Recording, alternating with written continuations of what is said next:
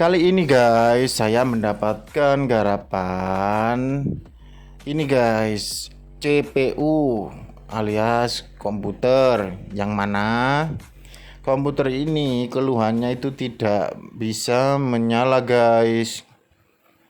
Apakah kerusakannya? Langsung saja kita menuju ke power supply. Oke, buka dulu casing komputernya. Nah, seperti ini guys. Nah, kemudian kita lepas casing. Kita lepas PSU-nya ya, power supply. Ini dia power supply-nya guys. Kita lepas ya. Biasanya kerusakannya itu di power supply-nya saja guys. Nah, kadang kalau lebih praktisnya langsung saja ganti power supply-nya guys. Tapi kalau kalian nggak punya stok power supply, coba kalian pakai cara ini ya, barangkali berhasil. Oke. Nah, lihat cara ini ya, jangan di skip ya, biar tidak salah paham.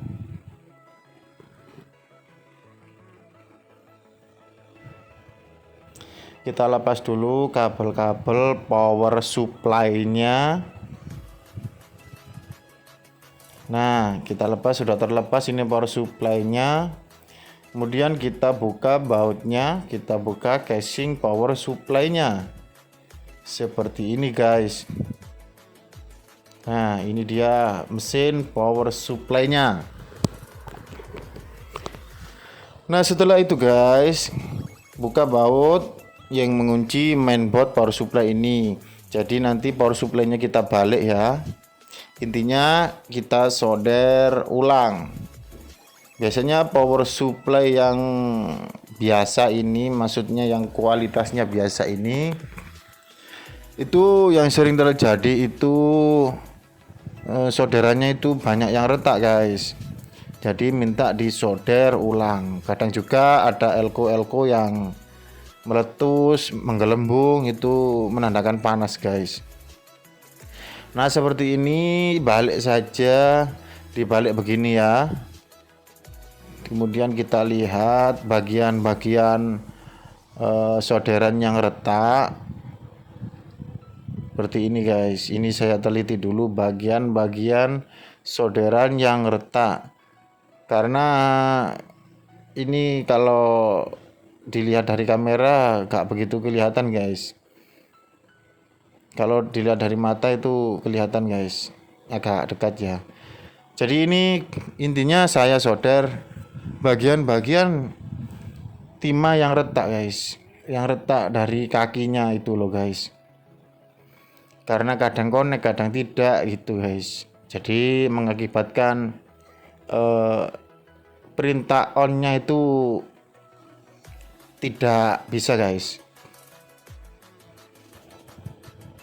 Kalau untuk power supply yang bagus biasanya solderannya itu kuat-kuat. Jadi timahnya itu bagus-bagus cara nyodernya. Tapi kalau power supply yang produksinya borongan seperti ini guys, itu biasanya ya biaya produksinya sedikit lah.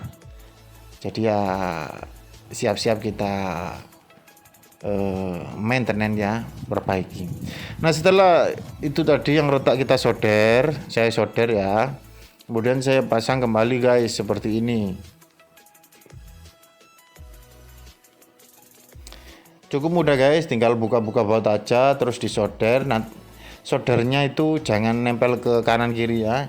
Jadi nyodernya itu kalau kalian bisa nyoder ya kalian solder sendiri, kalau nggak bisa solder minta tolong sama temannya yang bisa gitu aja. Tapi kalau mentok tidak bisa, gak punya teman yang bisa, ya ganti saja power supply-nya guys. Ini tip mengakali agar hemat biaya ya. Karena kalau beli kan uangnya itu bisa dibuat yang lain guys. Oke. Nah, setelah selesai kita tutup lagi guys seperti ini.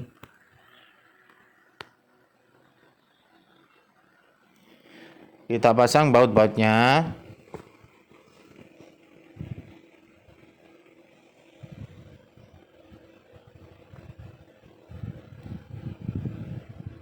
Sebenarnya power supply ini juga kuat guys, cuma yang sering terjadi itu memang saudaranya saja yang retak atau elko-nya yang meletus gitu guys.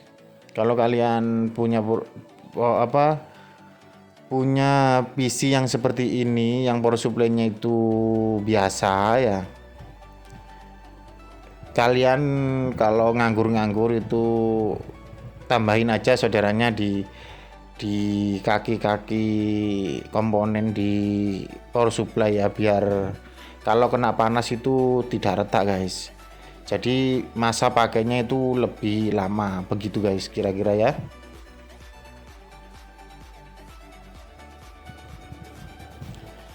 Tapi untuk lebih praktisnya ya kalian ganti saja power supply yang baru, itu lebih praktis.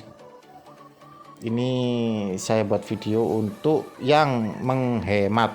Oke, setelah saya pasang, nah sekarang colokkan soket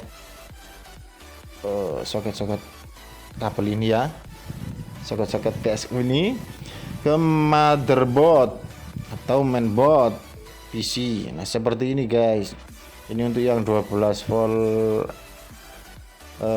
prosesor ini, dan ini untuk yang ke harddisk, soket harddisk ya, soket power harddisk dan soket power DVD ROM. Nah ini seperti ini guys caranya ya, mudah banget kan.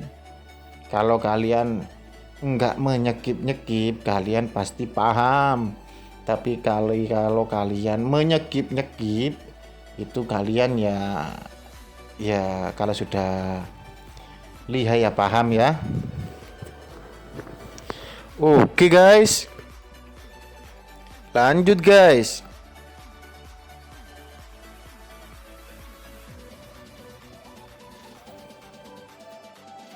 Kalau ada pertanyaan ya langsung saja di kolom komentar ya guys, karena malu bertanya itu sesat di jalan guys. Sekarang waktunya kita colokkan ke listrik PLN guys.